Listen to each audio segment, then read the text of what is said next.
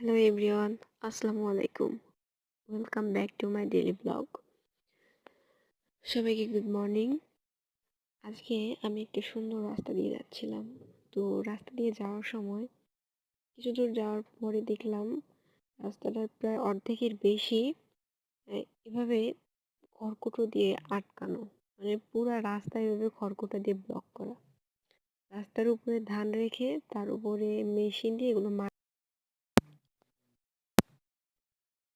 মাড়াই করা হয়, যদিও এখানে মাড়াই করার জন্য প্রয়োজন হয় তাই মাড়াই করে রাস্তার উপরে রেখে দেয়।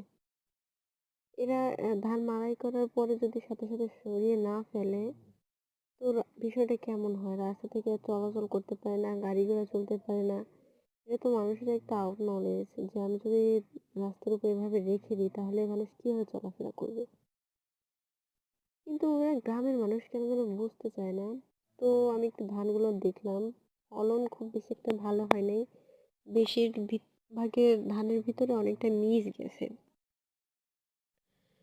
তো দেখেন পুরো রাস্তাটাই পুরো এভাবে ধান খড়কুটো দিয়ে ভরে রাখছে, মানুষ কিভাবে চলবে? তার মধ্যে আছে অনেক পাখি। আমার সামনে একটি ঘুঘু পাখি ছিল, পাখিটা বেশ মনের আনন্দে আর কি ধানগুলো কুটে কুটে খাচ্ছে। অনেক ভালো লাগছে দেখতে। পাখিটা আমার ভয়ে উড়ে চলে গেল। যাই হোক, একটা খুব বাজে অবস্থা, মানুষ মানে চলতে পারতেছে না। আর গাড়ি ঘোড়া তো দূরে থাক, মানে এদেরকে সাইড দিয়ে যেতে হচ্ছে।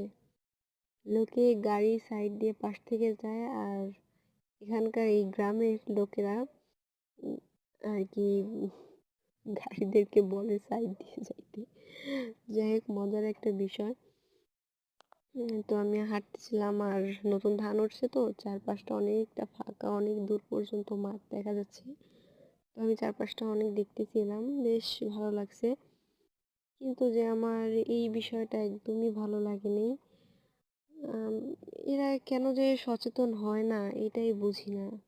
গ্রামের মানুষ তো খুবই সাদাসিধে হয়, খুবই সাধারণ হয়, কিন্তু তারা একটা বিষয় তাদেরকে বললে খুব সহজে বুঝতে পারে। তো একটা পর্যায়ে এসে আমি লাস্টে জিজ্ঞেস করলাম একজন আঙ্কেলকে যে এভাবে কেন রাখা হয়েছে।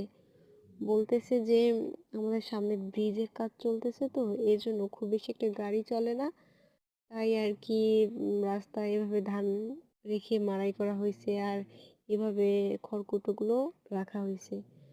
তো সামনে ওই যে হয়তো দেখা যাচ্ছে বৃষ্টিটা হচ্ছে, হালকা পাতলা দেখা যাচ্ছে।